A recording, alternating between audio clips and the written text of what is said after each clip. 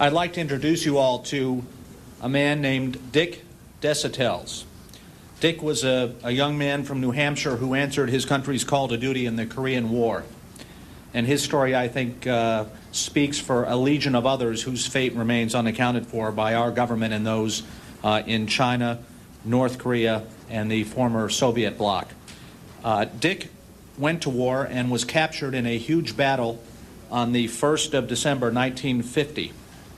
Following that battle, he was taken by the Chinese army into China, where he was forced to drive Chinese trucks.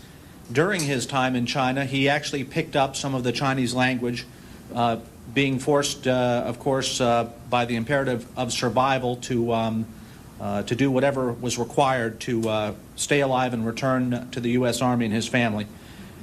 In 1952, some 1 year after his capture, Dick was returned to a camp in North Korea, Camp Number 5, with his fellow American POWs, who were somewhat surprised to see a man coming back to Korea who had been in China, where there were not supposed to be any American POWs.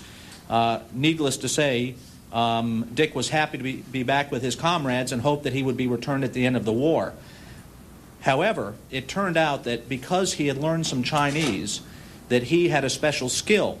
And when the Chinese guards would make statements, talk among themselves, when there were broadcasts over the Chinese radio, Dick, the boy from New Hampshire, was able to help translate and tell the other American POWs what was really going on.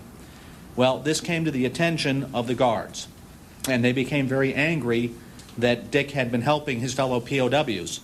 And in fact, this was of concern enough to Dick that he told his fellow POWs, we know this from declassified U.S. Army records, he told his fellow POWs, look, if something happens to me, if I don't come home, tell the U.S. government. Tell them. The end of the war came, and Dick was not returned. He was removed from the camp, has never been seen since. I want to know what happened to this man. He served his country.